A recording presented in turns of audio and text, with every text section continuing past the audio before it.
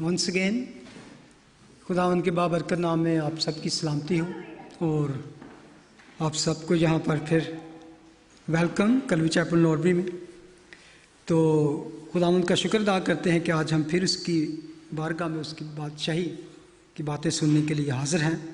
तो जैसा कि हम अपनी रूटीन के मुताबिक स्टडी कर रहे हैं life and ministry of Jesus Christ in chronological order, तालीमात और हयातुल मसीह सिलसिला बसिलसिला तरतीब के साथ। आज हम फिर देखेंगे कलाम मुकद्दस में से जॉन चैप्टर 8, यूहन्ना उसका 8वां बाब। खुदावंद उनको कहते हैं, उसने फिर उनसे कहा, मैं जाता हूं और तुम मुझे ढूंढोगे और अपने गुनाहों में मरोगे। यहां पर जो बात हो रही है वो यहूदी लीडरशिप से बात होती है, बड़े बड़े लोगों से, आम बंदों से नहीं खुदावंद बात कर रहे। और ये बहुत बड़ी स्टेटमेंट है जिसने कह सकते हैं कि यहूदियों को उनके दिलों में तीर लग जाकर, you will die in your sin, जहां मैं जाता हूं तुम आ नहीं सकते। और ये एक बहुत बड़ी बात थी। अगर खुदावंद यहूदियों को ऐसा कह सकते हैं जो समझते थे कि we are righteous, we have different covenant, we are chosen nation, हमसे कवरेंट बांधे गए, हमसे वादे किए गए, हमारे थ्रू नबी आए, ये सारा कुछ उनका।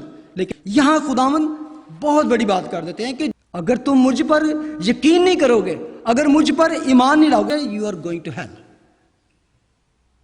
वर्स 25, उन्होंने उससे कहा, तू कौन है? यीशु ने उससे कहा, वो ही हूं जो शुरू से तुमसे कहता आया हूं। मुझे तुम्हारी निस्बत बहुत कुछ कहना है और फैसला करना है, लेकिन जिसने मुझे भेजा है वो सच्चा है, और जो मैंने उससे सुना वही दुनिया से कहता हूं। वो ना समझे कि हमसे बाप की बात निस्बत कहता है। बस यीशु ने कहा कि जब तुम इब्ने आदम को ऊंचे पर चढ़ाओगे तो जानोगे कि मैं हूं, यहां पर वही वर्ड, और अपनी तरफ से कुछ नहीं करता, बल्कि जिस तरह बाप ने मुझे सिखाया है उसी तरह ये बातें कहता। और जिसने मुझे भेजा है वो मेरे साथ है, उसने मुझे अकेला नहीं छोड़ा, क्योंकि मैं हमेशा वही काम करता हूं जो उसको पसंद। जब वो ये बातें कर रहा था तो बथेरे उस पर ईमान लाए। उन्होंने उससे कहा, तू कौन है? यानी कि इतनी बड़ी बात कर दी जिम्मे कहने, कौन है तू? यानी कि तू की शै में जिम्मे कहने, यानी कि टोन ये थी कि तू की शै है जी सानू एडी वड्डी गल कर देती। और देखें, बेशक खुदावंद ने कितनी सख्त सख्त बातें की, लेकिन किसी ने उस पर हाथ ना डाला। क्यों? क्योंकि अभी उसका वक्त नहीं आया था। Everything was in his control. और ये बहुत बड़ा क्राउड था। आपको पता नहीं, पीछे हमने पढ़ा कि कौन सा मौका चल रहा था, तो बहुत से लोग अभी यरूशलेम में थे जो ईद मनाने के लिए, ईद क़याम मनाने के लिए आए हुए थे। दे वर अमेज्ड। और जब खुदावंद बात करते थे तो या तो वो शर्मिंदा हो जाते थे, या फिर वो अंदर ही अंदर जलते और कुड़ते थे, बस कुछ नहीं कर सकते थे। जो खुदावंद यीशु मसीह का कहने का मकसद है कि लेकिन जिसने मुझे भेजा है वो सच्चा है, और जो मैंने उससे सुना वही दुनिया से कहता हूं। यहां पर बाप के हवाले से खुदावंद यीशु मसीह अपने रिलेशन को बताते हैं। और अक्सर खुदावंद कहते हैं कि मैं उसके अलावा, उसके बगैर कुछ नहीं कर सकता, being as a human being होते हुए। तो उन्होंने अपने आप को लिमिटेड किया, क्योंकि खुदावंद की ड्यूल नेचर थी, man, fully man and fully God. अगर आप फिलिपियंस चैप्टर 2 पढ़े जाके तो वहां पर हमें मिलता है कि किस तरह उसने अपने आप को पस्त कर दिया और इंसानी जामा पहना, और इतना कि इस दुनिया में नहीं आया बल्कि इस दुनिया जैसा बन के, उसने इंसानों जैसा बन के, उसने अपने के लिए कोई बेनिफिट नहीं क्रिएट किए कि मैंने तो चलो थोड़ी देर के लिए रहना, तो कोई मैं अपने लिए कोई सहूलतां पैदा कर रहा। नो, लिव्ड लाइक आपकी तरह, मेरी तरह, एक में। लेकिन इसके बावजूद एक चीज से उन्होंने गुनाह से पाक रहे, किसी किस्म की उनके अंदर शायबता गुनाह का नहीं था। और जब खुदावंद कहते हैं ना, जो कुछ मैं बाप से सुनता हूं वो कहता हूं, जो बाप मुझे सिखाता है, एक्चुअली वो कह रहे हैं कि मैं और बाप जो है वो ऐसे हैं, तो कोई भी बात I can't go against my father, whatever we have common, उसी के मुताबिक मैं काम करता हूं, क्योंकि अब मैं इंसानी जामे में हूं, इंसान बन के इस दुनिया में हूं, तो I have to rely on my father. उसके बगैर मैं कुछ नहीं कर सकता, being as a human being होते हुए। तो उन्होंने अपने आप को लिमिटेड किया। आपको याद होगा कि खुदावंद ने कहा, जब आगे चैप्टर 17 पे जाएंगे तो खुदावंद साफ साफ कहते हैं, ए बाप अपने बेटे को वो अपना जलाल दे जो वो तेरे साथ बनाए आलम से पहले रखता था। वो जो खुदावंद छोड़कर दुनिया में, क्या छोड़ के आए थे? अपना जलाल छोड़ के आए थे, अपनी ग्लोरी, अपना स्टेटस जो वहां पर था। लेकिन इसके बावजूद ही वॉज स्टिल गॉड। इस दुनिया में रहते हुए भी वो कभी नहीं हुआ कि किसी लम्हे वो इंसान बन गया तो he was not God, he was still God, he was still God. क्योंकि कई जगह पे उसको इंसान के लिए, हमारे लिए अपनी उस अलूहियत को, अपनी उस जात को भी साबित करना पड़ा। बल्कि उनके लिए अब मौजज़ात से जितने मौजज़ात किए, सिर्फ उस वक्त जब ज़रूरत थी, when they were needy, when they were crying, when they were dying, उस वक्त अपनी ज़ात को एक शो करने के लिए, आओ जी अज मैं उत्थे फलाने मैदान च जमा हो जाना, तुहानू ना मौजे दिखावांगा, नेवर। बल्कि किसी के कहने पर भी कभी नहीं खुदावंद ने मौजज़ा किया, कभी नहीं, बल्कि ज़रूरत के मुताबिक और लोगों पर तरस खा के। आपको जब भी आप देखें किसी पर मौजज़ा किया तो लिखा है कि वो तरस से भर गया, It was full with compassion। तो तब उसने लोगों को मौजज़ात दिखाए और तब उनकी ज़रूरतों को पूरा किया। He was fully in control। उस वक्त खराबी होती जब वो अपनी ज़ात के लिए कुछ करता। आपको याद होगा यही वर्ड जब गत्समनी बाग में खुदावंद ने कहे, किसको पकड़ने आए हो? तो उन्होंने कहा यीशु को।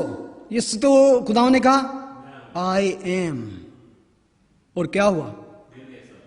सारे घिर गए। कभी हो सकता है कि कोई कहे हाँ जी मैं हूं, बस सारे घिर। और वो सोल्जर जो थे वो आम बंदे नहीं थे, वो कितने एक एक बंदे के पास इतना ट्रेनिंग थी कि वो कई कई बंदों से लड़ सकता था।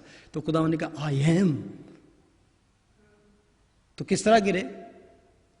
पीछे को, हैं पीछे को गिरे ना। आगे खुदावंद कहते हैं वो ना समझे कि हमसे बाप की बात निस्बत कहता है।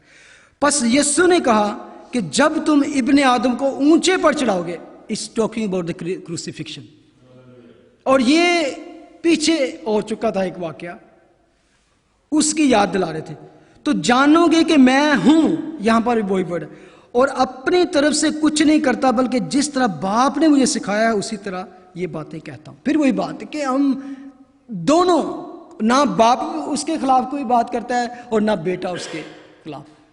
और एक जगह पे लिखा है कि जो कुछ बेटा करता है वो बाप जानता है, और जो बाप करता है वो सिर्फ बेटा जानता है। अगर किसी पर उसको रिवेल करना है तो बेटे के अलावा कोई बाप को जाहिर नहीं कर सकता।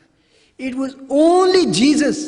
If somebody even want to know God, he only can know God through Jesus. Yeshu के बगैर कोई खुदा को जान ही नहीं सकता।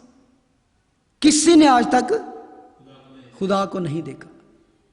John chapter 1 verse 18। इकलौता बेटा जो बाप की गोद में है उसी ने जाहिर किया।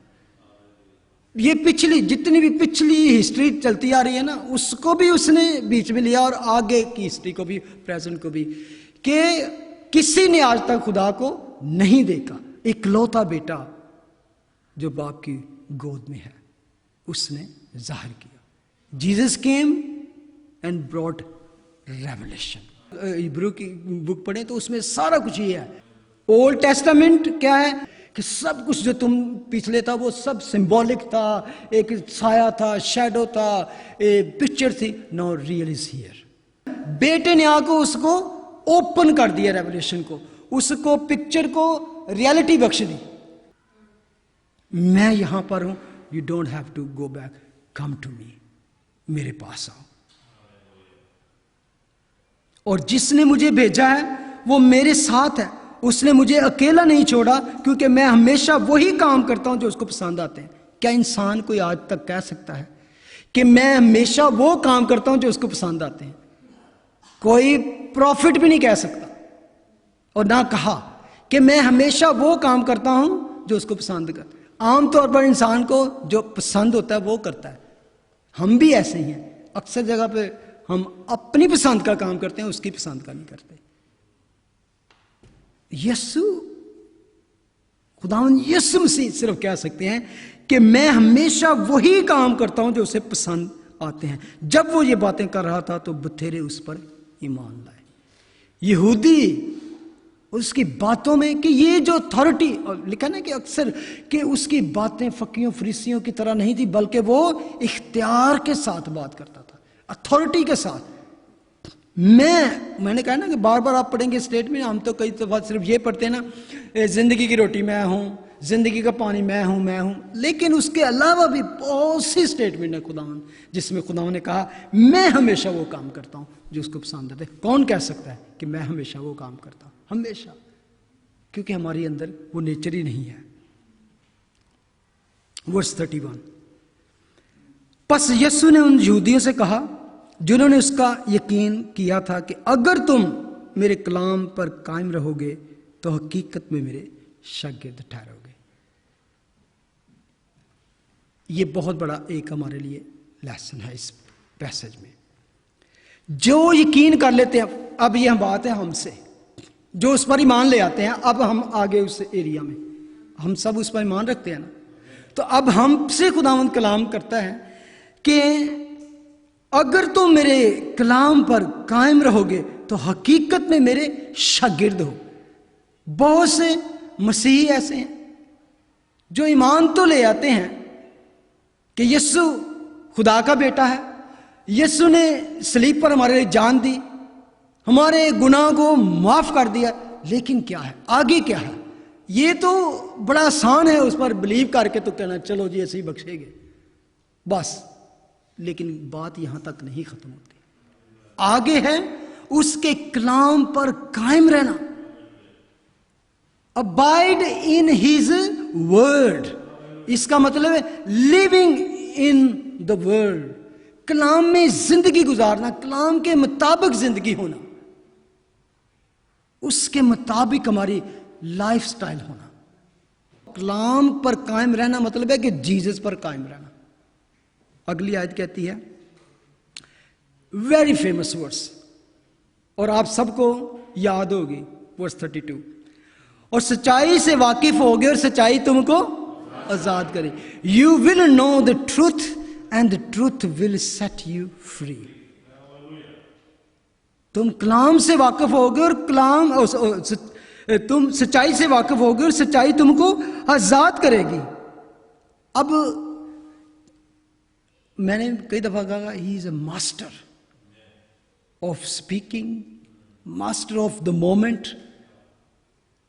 उस मौके को, उस लम्हे को, जो भी जब भी खुदावन ने बात की, एक इतनी ग्रेट थिंग, अगर आप सोचें खुदावन ने जो बात की, he never ever said, sorry ऐ नहीं मेरा मतलब, ऐसे बिकॉज जो कुछ उससे मुंह से निकलता वो इलाही होता, वो वापस नहीं आता, बल्कि वो असर अंदाज होता। यहां पर खुदावन कहते हैं और सच्चाई से वाकिफ होगे और सच्चाई तुमको आजाद करेगी। The truth will set you free. What is the truth? राह, हक और जिंदगी। आई एम द ट्रूथ। खुदावन ने कहा तुम सच्चाई को जानोगे, सच्चाई तुमको आजाद करेगी। अगर मैं यहां पर यह कहूं, you will know Jesus and Jesus will set you free. Who is truth? यीशु ने खुद कहा, I am the truth, the way and the life. चलो इसको खुदावन ने खुद और ज्यादा इजी कर दिया। अगर इसी को वर्स 36 देखें, जॉन 8:36, बस अगर बेटा तुम्हें आजाद करेगा तो तुम वाकया आजाद होगे। और क्लियर कर दिया कि कौन है सच्चाई? मैं हूं, और मैं कौन हूं? बेटा हूं, खुदा का बेटा। बस अगर बेटा तुम्हें आजाद करेगा तो तुम वाकया ही आजाद होगे। You will know the Son, and Son will set you free. Oh, hallelujah. अगली आयत है, और उन्होंने उससे जवाब दिया, हम तो इब्राहिम की नस्ल से हैं और कभी किसी की गुलामी में नहीं रहे। कि तू समझना असी गुलाम हाँ, असी सानू तो जरूरत ही नहीं, तू सानू केड़ी चीज तो आजाद करने के चक्कर च। असल च कह रहे कि हम ये देखो, ये था कि उनका प्राइड, घमंड, ये इतनी बड़ी थी उन्होंने फकी फरीसियों में कि हम मजहबी हैं, हम शरीयत पर अमल करते हैं, हम दया यकी देते हैं, हम ये करते हैं वो करते हैं, तो हमें ये क्या, किस चीज की, हम तो छुड़ाए गए हैं, हम फ्री हैं, हम किसी की गुलामी में रहे। और दो चीजें थी खुदावंद जो बात कर रहे थे, वो स्पिरिचुअल बॉन्डेज ऑफ सिन, गुनाह की गुलामी की। लेकिन इवन ये नहीं समझे, लेकिन अगर आप फिजिकल तौर से रहे तो दे वर रियली, कह सकते हैं कि फुलिश, और कह सकते हैं कि उनको अपनी हिस्ट्री नहीं पता था। पूरी हिस्ट्री यहूदियों की ले लो, मिस्र की गुलामी, बाबलियों की गुलामी, यूनानियों की, और जिस वक्त ये बात कर रहे हैं रोमन के गुलाम थे। खुदावंद कहते हैं तुम नहीं जानते तुम कौन, तुम मुझे नहीं जानते। मैं समझता हूँ खुदावंद ये भी कह सकते तुम ਤੁਹਾਨੂੰ अपना आप नहीं पता, तुसी कित्थों आए थे की है तुसी। उन्होंने से जवाब दिया, हम तो इब्राहिम की नस्ल से हैं और कभी किसी की गुलामी में नहीं रहे। तू क्यों कर कहता है कि तुम आजाद किए जाओगे, केड़ी चीज तो आजाद करना है। वर्स 34, यीशु ने जवाब दिया, मैं तुमसे सच कहता हूं, जो कोई गुनाह करता है गुनाह का गुलाम है। असल में खुदावंद उसको कह रहे थे कि तुम गुलाम हो शैतान के, कि जो उस जैसे काम करता है, जो उसकी गुलामी में, तो वो गुनाह का, वो शैतान का गुलाम है। मैं उससे आजाद करने तुम्हें आया हूं। मैं इस पे सोच रहा था, कई दफा लोग कहते हैं ना, आपने सुना होगा क्रिश्चियन दी ईमान है कि जो यीशु ने साढ़े वास्ते जान दे दी, उन्होंने साढ़े गुनाह माफ करते हैं, जो मर्जी करिए। लोग समझते हैं शायद इस आज़ादी को हम अपने गेन का मसला बना लेते हैं, जी असी तो जो मर्जी करिए। नेवर, कभी कभी मैं समझता हूँ किसी भी क्रिश्चियन से बात कर रहे हैं, वो कभी नहीं कहेगा आपको, वो बात तो करो किसी आम क्रिश्चियन से भी कि यार तेरे गुनाह माफ हो गए, हूं तू जो मर्जी करे, तो आपको कभी वो कहेगा नहीं, उसका जवाब नहीं होगा हाँ। तो इसके बावजूद लोग ऐसी बात करते हैं, लेकिन हम जानते हैं कि ऐसा नहीं है बिल्कुल। खुदावन ने हमें आजाद किया है शैतान की गुलामी से, जो और कोई नहीं कर सकता।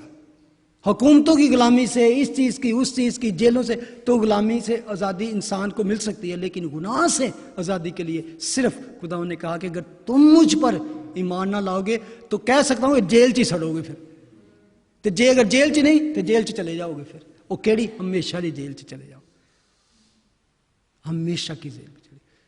तो खुदावंद यहां पे हमें सिखाते हैं, अगर बेटा तुम्हें आजाद करेगा तो तुम वाकई, पहले देखिए सच्चाई है, फिर उसने कहा कि मैं वो सच्चाई हूं, फिर उसने क्लियर किया, I am son, son will set you free.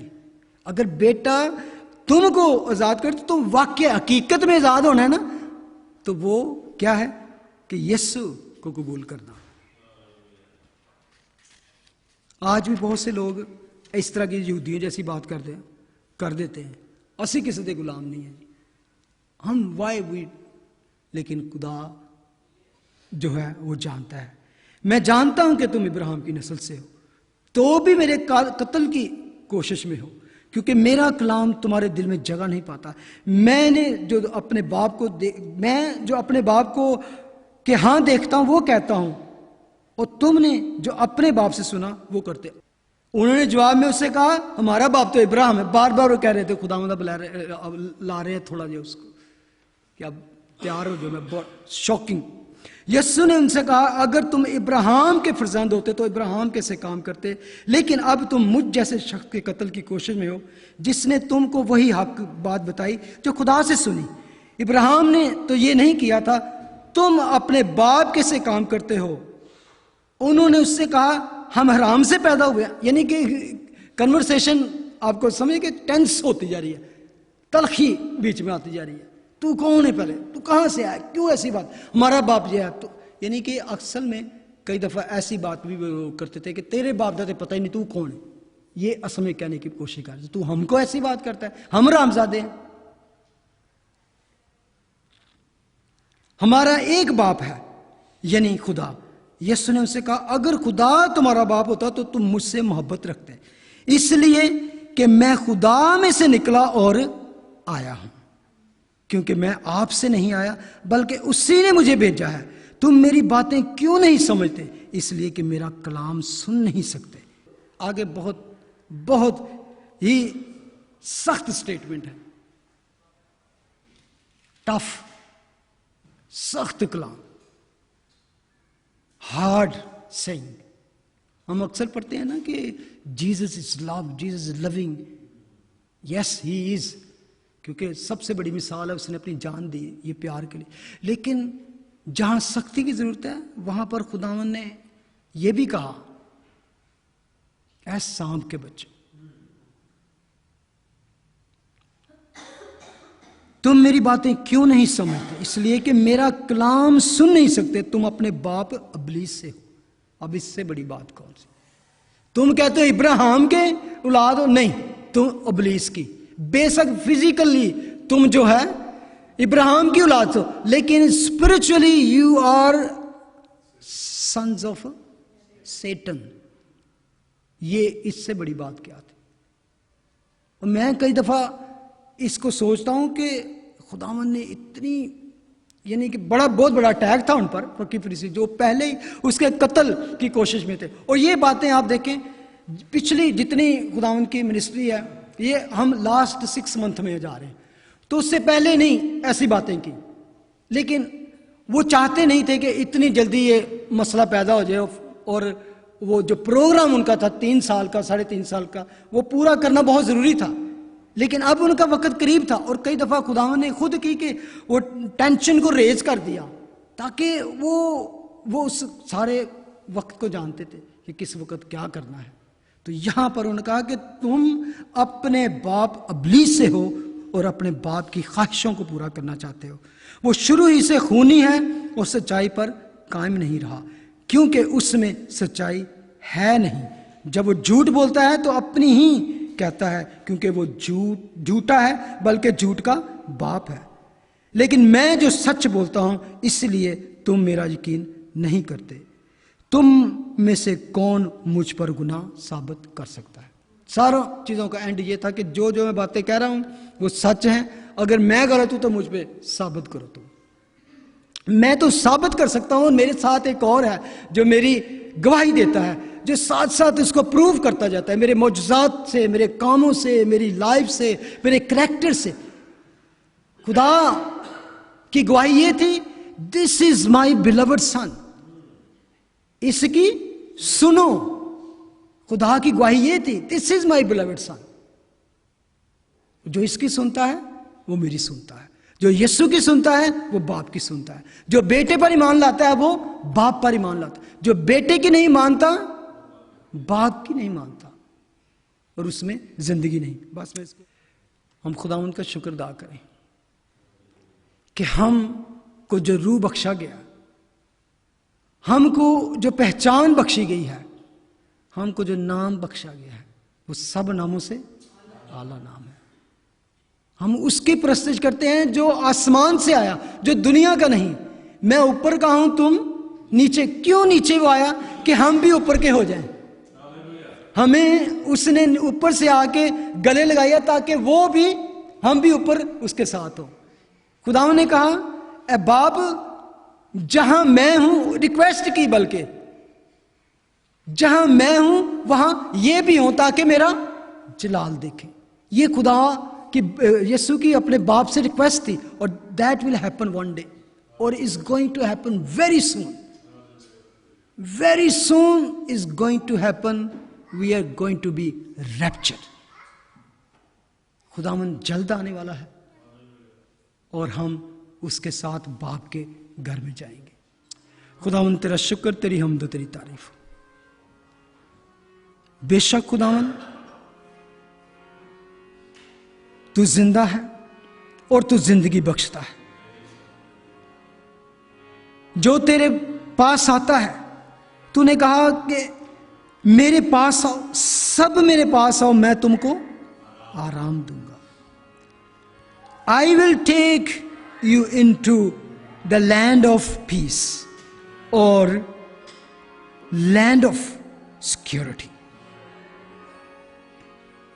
मेरे पास आओ, मुझ पर ईमान रखो, तो तुम हलाक ना होगे बल्कि हमेशा की जिंदगी पाओगे। हमें तूने हमेशा की जिंदगी बख्श दी खुदा। हम उनके लिए भी दुआ करते हैं जो आज इस वक्त तक तुझ पर ईमान नहीं रखते खुदावन, तुझसे दूर है खुदावन, तुझे अपना निजात दहिंदा, तुझे अपना सेवियर, तुझे अपना खुदा नहीं माना खुदा, ताकि वो उस मौत से बच जाए, वो गुनाह में ना मरे खुदा, वो अपने गुनाह में मरकर हमेशा की मौत ना अपना ले खुदा। हमें इस काबिल कर खुदावन, हमारी जिंदगियों को ऐसा बना खुदावन ताकि हम चलते फिरते तेरी अंजील हों खुदावन, चलते फिरते तेरी खूबियां जाहिर करें खुदावन। हमारे होंठों से ऐसी बात निकले जो लोगों के दिल को अच्छी लगे, उन पर गहरा असर हो। हमारे काम देखकर, हमारे नेक कामों को देखकर उस बाप की जो आसमान पर है तमजीद हो। हमारी नेक जिंदगियों को देखकर वो तेरी तरफ खींचे चले आए, हमसे पूछें कि हम भी ऐसी जिंदगी चाहते हैं ताकि हम उनको तेरे पास ला सकें खुदा। हमें ऐसी जिंदगी बसर करने और अमल करने का फजल अता कर खुदा। Thank you Jesus, thank you, thank you, thank you this wonderful wonderful message. In Jesus' name we pray. Amen. God bless you.